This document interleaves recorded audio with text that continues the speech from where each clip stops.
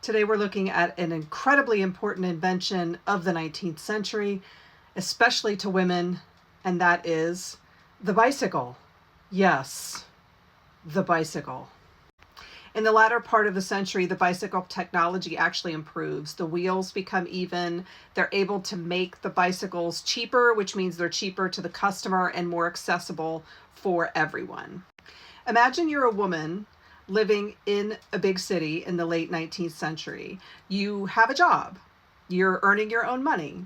You live in probably a boarding house with other ladies. You're not married. So you don't have an escort taking you around town all the time. You're out on your own. There's just one problem: men.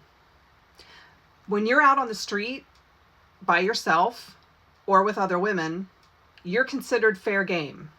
With no male escort, you are really at risk of being either accosted or propositioned. And things get so bad that women start carrying hat pins that get longer and longer and longer as the century goes on to use, you guessed it, as weapons against unwanted advances. So you're taking streetcars, but those are full of men. You're taking the subway, the elevated train, that's full of men.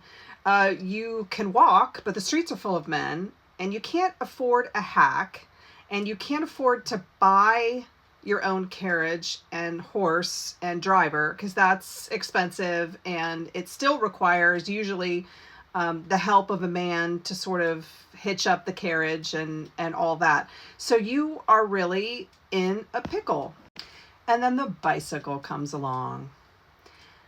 You can afford it, and it allows you to go wherever you want to go by yourself, no escort required, and you can get there safely, and you can get there cheaply.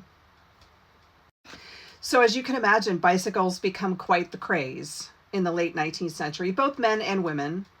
But women, because of this newfound independence, it starts to draw attention.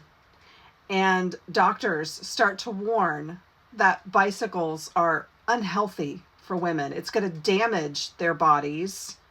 And it's also going to cause excessive self-pleasuring because of the seat rubbing right against, you guessed where. But women know this is nonsense, so they continue riding their bicycles everywhere. They even adapt their clothing to make bicycle riding easier. There was a garment called a bloomer,